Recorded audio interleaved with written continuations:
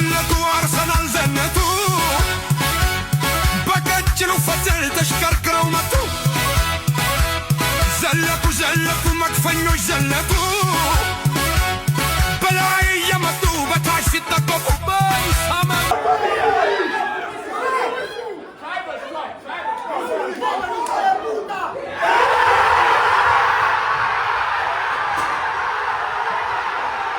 ዋው ዋው ዋው ዋው ዋው ዋው በጣም ይገርማል። ዓለም በመድፈኞቹ ተናወጠች። የሁለት አስርት ዓመታት ዋንጫ ጥም ተቆረጠ። ዓለም በመድፈኞቹ ስኬት በታሪክ ታይቶ የማይታወቅ የእግር ኳስ ድባብ ተመለከተ። አዲስ አበባም በአርሰናል ደጋፊዎች የአደባባይ ጭፈራ ባንድ እግሯ ቆማ አደረች። በመጨረሻም በላህ አስጨራሽ ትንቅንቅ አርሰናል የፕሪሚየር ሊጉ ሻምፒዮና ባለቤትነቱን አረጋገጠ። ዓለምም በታማኝ ደጋፊዎቹ ደስታ ተናወጠች። የአርሰናል ድል ከእግር ኳስ በላይ በዓለም አደባባይ ከፍ ብሎ ደጋፊዎቹን በንባራጨ የሌሎች ክለቦች ደጋፊዎችንም የከረ ተቀናቃኝነት ስሜት አረገበ። ከሰሜን ለንደን እስከ ሀገራችን መዲና አዲስ አበባ የመድፈኞቹ ደጋፊዎች የዋንጫ ጥማቸውን የደስታ እንባ እያነቡ አጣጣሙት። ዓለም የመድፈኞቹን የደስታ ሲቃይቶ የደስታቸውን ተካፋይ አለመሆን አልቻለም። ከሀያላን ሀገራት መሪዎች እስከ ሀገራችን ጎምቱ ፖለቲከኞች የአርሰናል ድል ከእግር ኳስ በላይ መሆኑን አረጋገጡ። አርሰናል ከእንግሊዙ ጠቅላይ ሚኒስትር ኬር ስታመር እስከ ኡጋንዳው ፕሬዚዳንት ፖል ካጋሚ በርካታ የሀገራት መሪዎች እንዲሁም የኢትዮጵያ ጎምቱ ፖለቲከኞች እነ ፕሮፌሰር ብርሃኑ ነጋ እንዲሁም ታዋቂ አርቲስቶች የአርሰናል ቀንደኛ ደጋፊዎች ድላቸውን በስሜት እያጣጣሙት ነው። ድፍን 22 ዓመት የቆሰሉ ልቦች በደስታ ሲቃ ነቡ።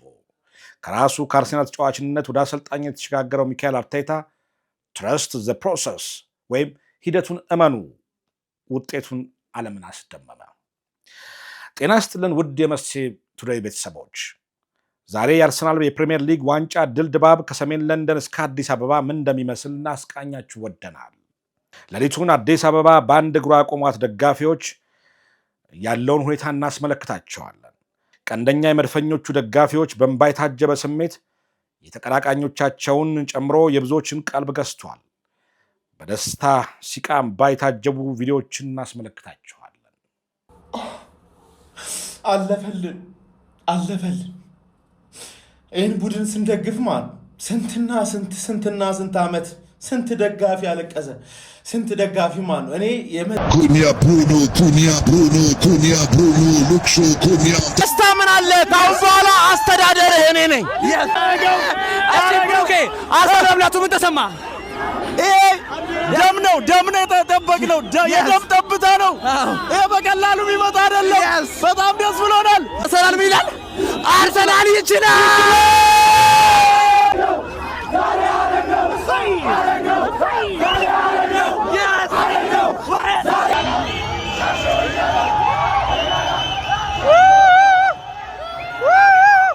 ሻምፒዮን አርሰናል ሻምፒዮን አርሰናል ሻምፒዮን የ2026 ሻምፒዮን መሆኑን አረጋግጧል። አርሰናል ከ22 ዓመታት በኋላ የእንግሊዝ ፕሪሚየር ሊግ የ2025-2026 የውድድር ዓመት ሻምፒዮንነቱን አረጋግጧል። ከቴሪ ኦነሪ፣ ዴኒስ ቤርካምፕ እና ፓትሪክ ቪዬራ ወርቃማ ዘመን በኋላ የሰሜን ለንደኑ ክለብ መድፈኞቹ በናፍቆት እና በትዕግስት የጠበቁት የፕሪሚየር ሊግ የፋና ወጊነት ታሪክ ተመልሷል። የአርሴናል ትንሣኤና የአርቴታ ፕሮሰስ ሚስጥር በኢትዮጵያ እግር ኳስ እብደት ውስጥ የአርሰናል ደጋፊዎች ያላቸው ቦታ ልዩ ነው። ይህ ስኬት ግን በአንድ ጀንበር የመጣ ድንገት ያልነበረም። ከባዶነት ተነስቶ በትዕግስት ተገንብቶ ዛሬ ላይ ሊጉን ወደ መምራት የመጣ ትልቅ የሂደት ውጤት ነው። የእግር ኳስ ተንታኞች እንደሚሉት የአርሰናል ድል የአንድን ክለብ ዋንጫ ማንሳት ብቻ ሳይሆን ዘመናዊ እግር ኳስ እንዴት በስትራቴጂ በስነ ልቦናና በትዕግስት እንደሚገነባ የሚያሳይ ትልቅ ማስተማሪያም ጭምር ነው። ከ22 ዓመታት በኋላ ለድል ያበቃው የአርቴታ ትረስት ዘ ፕሮሰስ ውጤት መሆኑን ብዙዎች ይስማማሉ። ሚካኤል አርቴታ 2019 አርሰናልን ሲረከብ ክለቡ የውድቀት ቀውስ ውስጥ ነበረ። ተጫዋቾች ተስፋ የቆረጡ፣ ስቴዲየሙ በጩኸትና በተቃውሞ የተሞላና ክለቡ የፕሪሚየር ሊጉን ደረጃዎች እየለቀቀ የወረደበት ወቅት ነበረ። አርቴታ በመጀመሪያው ጋዜጣዊ መግለጫው ላይ ተናገራትና በኋላም የክለቡ መፈክር የሆነችው የደጋፊዎችን ልብ ለሁለት አስርት ዓመታት የገዛት አባባል አለች። እሷም ትረስት ዘ ፕሮሰስ ወይንም ሂደቱን እመኑ የምትለው አርቴታ የተስፋና የትዕግስት ቃል ናት። በሶስት ቃላት የተመጠነችው የአርቴታ መርህ በባላንጣ ደጋፊዎች ዘንድ እንደመቀለጃ፣ በአርሴናል ደጋፊዎች ዘንድ ደግሞ እንደ ተስፋ መቁረጫ ማስታገሻ ተደርጎ ተወስዶ ነበረ። ነገር ግን ሂደቱ ሶስት ዋና ዋና ምሰሶዎች ለመገንባት የበቃ ሲሆን እነርሱም የእግር ኳስ ባህል ለውጥ፣ ከድል ባሻገር ለክለቡ ታማኝ መሆንና በዲሲፕሊን መመራት ናቸው። አርቴታ ሂደቱን እመኑ በሚለው መርሁ በአርሴናል ውስጥ በፈጠራቸው ተከታታይ ለውጦች ክለቡን ከውድቀት ወደ ንግስና መልሶታል። አርቴታ አርሴናልን ለድል ያበቃው ቡካዮ ሳካ፣ ማርቲን ኦዲጋርድ እና ገብርኤል ማርቲኔሊ ያሉ ወጣት መታተኞች በማሰባሰብ ዩዝ ሴንትሪክ ስኳድ መፍጠር በመቻሉም እንደሆነ ይነገርለታል። ከወጣት ተኮር ስብስብ በተጨማሪ የአርቴታ የጨዋታ ፍልስፍና አርሴናልን ከነዚህ ቀደሙ ከድል ጫፍ ደርሶ ከመሳቀቅ ታድገውታል። አርሴናል የፕሪሚየር ሊጉን ዋንጫ ለመጨበጥ የበቃበት ታክቲካዊ ጉዞ እጅግ የሚደነቅ ነው ሲሉም የእግር ኳስ አዋቂዎች ይመሰክራሉ። አርቴታ ቡድኑን ወደ ፍጹም የኳስ ቁጥጥርና አስፈሪ የጎል አሳዳጅነት ቀይረውታል። በዊሊያም ሳሊባና በገብርኤል ማጋሊያሽ የተመሰረተው የኋላ መስመር ጥምረት በሊጉ አስፈሪ ሆኖ አዝልቆታል። ሳሊባ በአየር ላይና በምድብ ላይ ያለውን ፍጥነት ሲያሳይ፣ ማጋሊያሽ በጉልበትና በጭንቅላት ኳስ የበላይነቱን ወሰደ። የዴክላን ራይስ ወደ አማካይ መስመር መምጣት ደግሞ ለተከላካዮቹ የማይበገር ጋሻ ሆኖ አርሰናል ለድል አብቅቶታል። በውድድር ዓመቱ የቡድኑ ካፒቴን ማርቲን ኦዲጋርድ የአርቴታ ሜዳ ላይ ያለ አምሳያ ነው ማለት ይቻላል።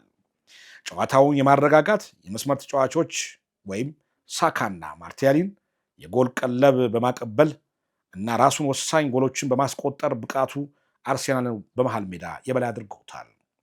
የአርሰናልን ስኬት ቁልፍ የአርቴታ ያጨዋወት ስልት የተጫወቱት የተቀናጀ የአይበገሬነትና ጎል አሳዳጅነት መሆኑ አይካድም። ይህ የዋንጫ ስኬት ያለፉት ዓመታት ውድቀቶች ውጤት ነው ሊባልም ይችላል። አርሴናል ካለፉት 2 የውድድር ዓመታት ከማንቸስተር ሲቲ ጋር ሲያደርገው የነበረው የነጥብ ፍልሚያና በመጨረሻዎቹ ሳምንታት ዋንጫውን ማጣቱ ትልቅ ጠባሳ ጥሎ ነበረ። ነገር ግን አርቴታ ያንን ውድቀት እንደ ትምህርት ተጠቅሞ በመጨረሻም የመድፈኞቹን የዋንጫ ጥም ቆርጧል። አርሴናል ከዚህ ቀደም የዋንጫ ጆሮ ለመጨበጥ ከተቃረበ በኋላ ድል በማድረግ ኩም ሲያደርገው የነበረው በሲቲ ነጥብ መጣል የፕሪሚየር ሊጉ ሻምፒዮንነቱን አረጋግጧል። ዓለምም በመድፈኞቹ ድል ከዚህ ቀደም ታይቶ የማይታወቅ የእግር ኳስ ድል ድባብ ውስጥ መግባቱን እየተመለከትን ነው።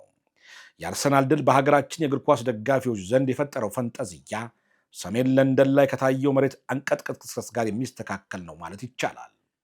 አዲስ አበባ በመድፈኞቹ ደጋፊዎች የደስታ ጭፈራ በአንድ እግሯ ቆማ አድራለች።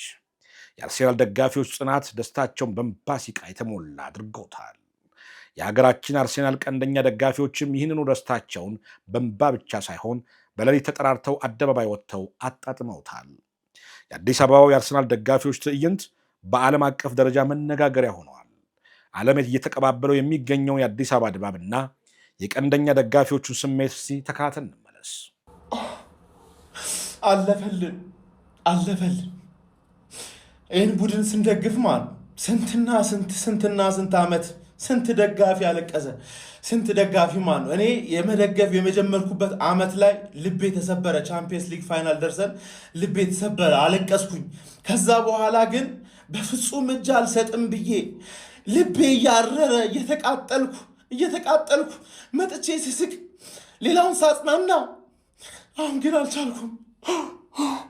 የማነህ እያሉ ተቆራረጅን ነው የትነህም ሲሉ ተዘማረጅ ነው ያስታውቅ የለም ወይ ጎጃም የመሆን ዘለቱ አርሰናል ዘነቱ በቀጭኑ ፈትል ተሽከርክረው መጡ። ዘለቱ መድፈኞች ዘለቱ